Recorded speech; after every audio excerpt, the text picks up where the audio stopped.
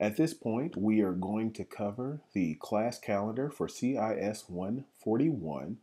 This is the web section, and I'm your instructor, Robert Unseld. I think this will be the second video you have viewed, and you should be getting familiar with kind of my style of communication. So if you look at the calendar, it's very straightforward. We're broken this course into 6 modules, each represented here by a different color. You can clearly see when the drop deadline is. That's October 14th. And now that we've kind of hit it at a high level, let's dig into each module, go over some important dates, and then we'll conclude there. So to begin with, the first 2 weeks of class, well, the first 3 weeks of class are going to be introduction. And in the introduction, all we're covering is the class calendar, the syllabus, and the SAM projects orientation, which is actually in the SAM projects portion of the course. The second and third week, we're going to look at chapter 1 and chapter 2 of the book. This is a very broad overview of kind of computer information, just computer everything.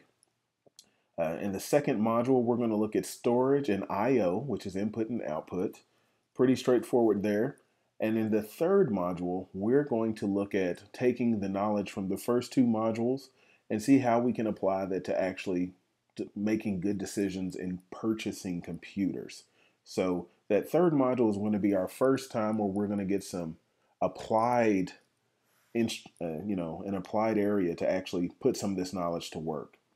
In the fourth module, we're looking at networks and the internet, something you're very familiar with. Module 5 is going to be more networking, more about security, and we're going to look at multimedia, which is actually an issue for security as well.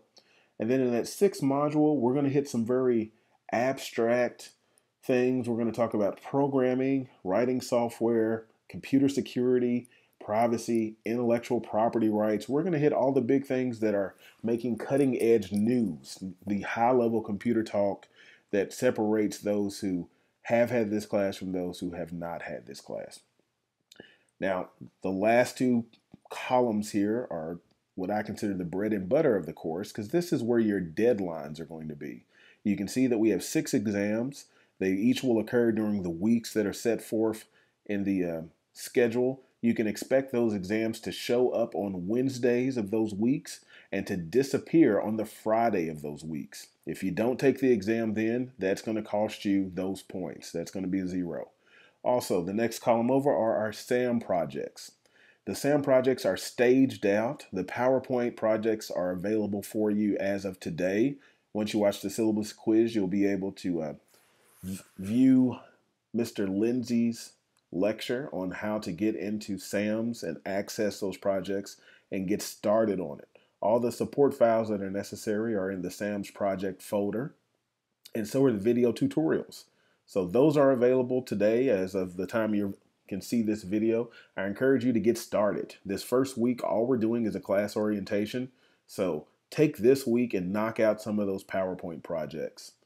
When the PowerPoint projects disappear on September the 25th, earlier that week on the 20th, the Word projects will have appeared in the SAMs project interface. I encourage you to jump on those as soon as you can. And then the same thing with Excel. When the Word projects disappear that week of October 23rd, the Excel projects will appear. This gives you 4 weeks to do each one of these projects.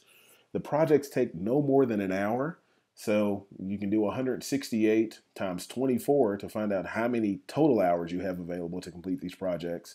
And all we're looking for is 4 out of that bunch that's over 600 hours.